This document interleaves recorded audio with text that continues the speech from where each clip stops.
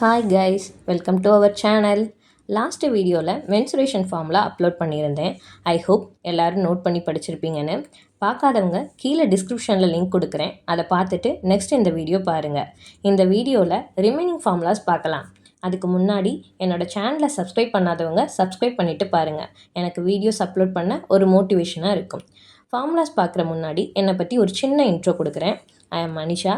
நான் BE triple படிச்சிருக்கேன். படித்து முடித்ததுமே ஐடி கம்பெனியில் ஜாயின் பண்ணி பேக் அண்ட் டெவலப்பராக ஒர்க் பண்ணேன். 2020 மேரேஜ் ஆச்சு. இப்போ எனக்கு ஒரு பையன் இருக்கான். அவனை பார்த்துக்கிறதுக்காக மெட்டர்னிட்டி லீவ் முடிஞ்சதும் ஜாப் ரிசைன் பண்ணிட்டேன். கிடைக்கிற டைமில் டிஎன்பிஎஸ்சி ப்ரிப்பேர் பண்ணலான்னு ஸ்டார்ட் பண்ணேன். இப்போது எனக்கு தெரிஞ்சதை உங்ககிட்ட ஷேர் பண்ணலான்னு யூடியூப் ஸ்டார்ட் பண்ணியிருக்கேன். என்ன மாதிரி ஹவுஸ் ஒய்ஃப்ஸ்க்கு என்னோடய சேனல் யூஸ்ஃபுல்லாக இருக்கும். நம்ம எந்த இன்ஸ்டியூஷனும் போக தேவையில்ல, எந்த அகாடமி புக்கும் வாங்க தேவையில்ல. ஸ்கூல் புக்ஸ் மட்டுமே போதும். அதுவே NFR Group4 எக்ஸாம். ஆனால் அதை எப்படி கன்சிஸ்டன்சியாக நம்ம படிக்கிறோன்னு தான் இருக்குது. ஃபுல் டைம் ஆஸ்பிரண்ட்ஸ் 4 monthsல சிலபஸ் கம்ப்ளீட் பண்ணிடுவாங்க.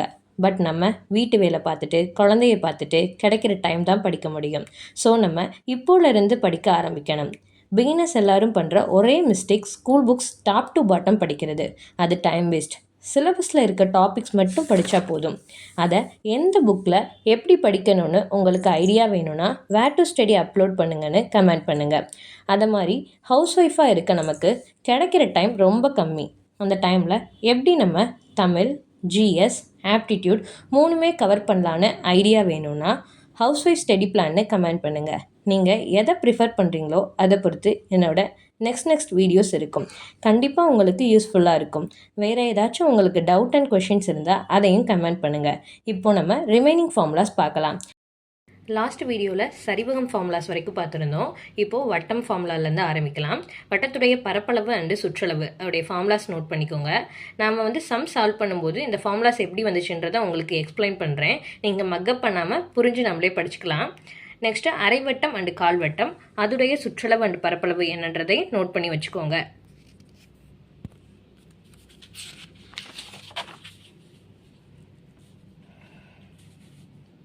நெக்ஸ்ட்டு பாத்வேன்றது ஒன்றும் இல்லை. ஒரு ஃபிகர் கொடுத்துருக்காங்கன்னா அதில் ஒரு இன்னர் சர்க்கிள் இருக்கும், அவுட்டர் சர்க்கிள் இருக்கும். அதை வச்சு எப்படி ஃபார்முலா ஃப்ரேம் பண்ணணுன்றதையும் இங்கே பார்த்துக்கோங்க. சர்க்கிள் அண்ட் ரெக்டாங்கிளுடைய பாத்வேக்கான ஃபார்முலா கொடுத்துருக்கேன், நோட் பண்ணிக்கோங்க. நம்ம சம் சால்வ் பண்ணும்போது அதை எப்படின்றத அடுத்தடுத்த வீடியோஸில் நம்ம பார்க்கலாம். நெக்ஸ்ட்டு நாற்கரத்துடைய ஏரியாக்கான ஃபார்முலாஸ் கொடுத்துருக்கேன், அதையும் நோட் பண்ணிக்கோங்க. இதோட நம்ம 2 டைமென்ஷனல் மென்சுரேஷனுடைய ஃபார்முலாஸ் எல்லாம் முடிஞ்சிருச்சு. நம்ம 3D பார்ப்போம். 2Dயில் நம்ம ஒன்லி ஏரியா அண்டு வால்யூம் மட்டும்தான் பார்ப்போம். 3Dயில் பக்கப்பரப்பு, மொத்தப்பரப்பு, கன அளவு, அதாவது lateral surface area, total surface area, volume, அதுக்கான 3 ஃபார்முலாஸ் நம்ம பார்ப்போம். அதை நோட் பண்ணி வச்சுக்கோங்க. கனசதுரம், கன செவ்வகம் அதோடைய ஃபார்முலாஸையும் நோட் பண்ணி வச்சுக்கோங்க. நெக்ஸ்ட்டு அதுக்கான ஸ்டேட்மெண்ட் கொடுத்துருக்கேன், அதையும் நோட் பண்ணி வச்சுக்கோங்க. நெக்ஸ்ட்டு உருளையோடைய ஃபார்முலா பார்க்கலாம். உருளைக்கு வலைபரப்பு பார்ப்போம். வலைபரப்புனா கர்வ்டு சர்ஃபேஸ் ஏரியா. இதுக்கும் curved surface area, total surface area, volume, இந்த ஃபார்முலாஸ் நோட் பண்ணி வச்சுக்கோங்க.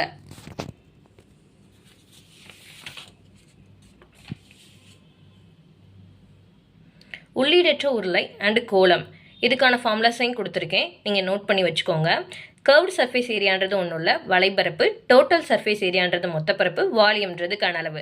ஸோ இந்த கோளம் உள்ளீடற்ற கோளம், அரைக்கோளம், உள்ளீடற்ற அரைக்கோளம், இடைக்கண்டம் எல்லாத்துக்குமே CSA, TSA வால்யூம் இருக்கும். இது எல்லாத்தையுமே நீங்கள் நோட் பண்ணி வச்சுக்கோங்க.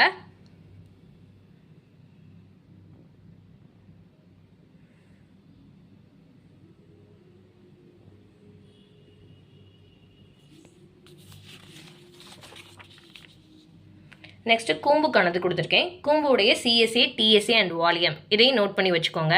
அதாவது 2 கூம்பினுடைய வால்யூம் ஈக்குவல் டு கோளத்தின் வால்யூமாக இருக்கும். 3 கூம்பினுடைய வால்யூம் உருளையுடைய வால்யூத்துக்கு ஈக்குவலாக இருக்கும். நெக்ஸ்ட்டு வட்டக்கோண பகுதியினுடைய வில்லி நீளம்கான ஃபார்முலா பார்த்துக்கோங்க. L is equal to θ degree divide by 360 degree into 2πr. இதுக்கே 2 ஃபார்முலா இருக்குது. இன்னொன்று 1/n இன்ட்டு 2πr. அதோடைய மைய கோணத்துக்கான formula θ degree equal to 360 degree divide by n. என்னன்றது ஒன்றும் இல்லை. இப்போ நம்ம ஒரு வட்டத்தை 5ஆ பிரிச்சோம்னா அந்த எண்ணுன்றது 5ஆ இருக்கும். அதுதான் வட்டக்கோண பகுதியினுடைய ஏரியாவுக்கான 3 ஃபார்முலாஸ் கொடுத்துருக்கேன், 3மே நோட் பண்ணி வச்சுக்கோங்க. நெக்ஸ்ட் வட்டக்கோண பகுதியினுடைய சுற்றளவு அதையும் நோட் பண்ணிக்கோங்க. நெக்ஸ்ட் அரைவட்டத்தின் மையக்கோணம். மையக்கோணம்ன்றது நம்ம என்ன பார்த்தோம்? θ = 360 டிகிரி டிவைடட் பை n. அப்போ அரைவட்டம்ன்றது என்ன? நம்ம ரெண்டா பிரிப்போம். So 360 divided by 2 is equal to 180 degree. கால்வட்டத்தினுடைய மையக்கோணம்ன்றது 4 டிவைட் பண்ணுவோம். So 360 divided by 4 is equal to 90 degree. Next அரைவட்ட வில்லினுடைய நீளம். ஆல்ரெடி நம்ம வில்லினுடைய நீளம்க்கு என்ன ஃபார்முலா பார்த்துட்டோம்? 1/n × 2πrனு ஒரு ஃபார்முலா பார்த்துருந்தோம். ஸோ அரைவட்டம்ன்றது என்ன? நம்ம ரெண்டா டிவைட் பண்ணுவோம். ஸோ அந்த என்னன்ற இருக்க இடத்துல ரீப்ளேஸ் பண்ணிட்டு 2 போட்டோம்னா அதுதான் ஃபார்முலா 1/2 × 2πr. அதே மாதிரி பரப்புக்கான ஃபார்முலாவையும் 1/n × πr² பார்த்துருந்தோம். n-க்கு பதிலாக 2 போட வேண்டியதான். நெக்ஸ்ட் கால்வட்டம்ன்றது நம்ம 4 டிவைட் பண்ணுவோம். ஸோ கால்வட்டத்தில் n இருக்க இடத்துல 4 போட்டுக்கணும். மென்சுரேஷனில் உள்ள ஹோல் ஃபார்முலாஸ் பார்த்தாச்சு. இது 6th to 10th வரை ஸ்கூல் புக்ஸில் அங்கங்கே இருக்கிற ஃபார்முலாஸ் எல்லாம் எடுத்து உங்களுக்கு ஒரே இடத்துல கொடுத்துட்டேன். நோட் பண்ணி வச்சுக்கோங்க, உங்களுக்கு ரொம்ப யூஸ்ஃபுல்லாக இருக்கும். நமக்கு ஆப்டிடியூடில் இருக்கிற டாபிக்ஸ்லையே அதிகமாக டைம் எடுத்துக்கிற டாபிக் மென்சுரேஷன் தான். இதை கம்ப்ளீட் பண்ணிட்டா ஈஸியாக மற்ற டாபிக்ஸ் முடிச்சிடலாம். ஸோ நம்ம டஃப்லேருந்து ஈஸிக்கு போவோம். ஆப்டிடியூடில் இருக்கிற டாபிக்ஸ் எல்லாமே எக்ஸாமுக்குள்ளே எப்படியும் உங்களுக்கு கவர் பண்ணி கொடுத்துருவேன். So don't worry. ஃபார்முலாஸ் எல்லாம் இப்போ பார்த்தாச்சு. நெக்ஸ்ட் வீடியோவில் சம் சால்வ் பண்ண ஆரம்பிச்சிடலாம். உங்களுக்கு school book wise some solve பண்ணி கொடுக்கவா இல்லை ப்ரீவியஸ் இயர் கொஷின்ஸ் சால்வ் பண்ணி காட்டவான்னு கமெண்ட் பண்ணுங்கள். நீங்கள் ஸ்கூல் புக் ப்ரிஃபர் பண்ணால் school book wise some solve பண்ணலாம். ப்ரீவியஸ் இயர் கொஷின் ப்ரிஃபர் பண்ணால் ப்ரீவியஸ் இயர் கொஷின் சால்வ் பண்ணலாம். ஓகே ஃப்ரெண்ட்ஸ், அப்படியே மறக்காமல் சேனலை சப்ஸ்கிரைப் பண்ணிவிடுங்க. கமெண்ட்டில் வேர் டு ஸ்டடி வேணுமா, ஸ்டடி பிளான் வேணுமான்றதையும் சொல்லுங்கள். உங்களுக்கு ஃபார்முலாஸ் கிளியராக தெரியலைன்னா கம்யூனிட்டி டேப்பில் இமேஜ் அப்லோட் பண்ணியிருக்கேன், பார்த்துக்கோங்க. தேங்க்யூ ஃப்ரெண்ட்ஸ், நெக்ஸ்ட் வீடியோவில் பார்க்கலாம். பாய்.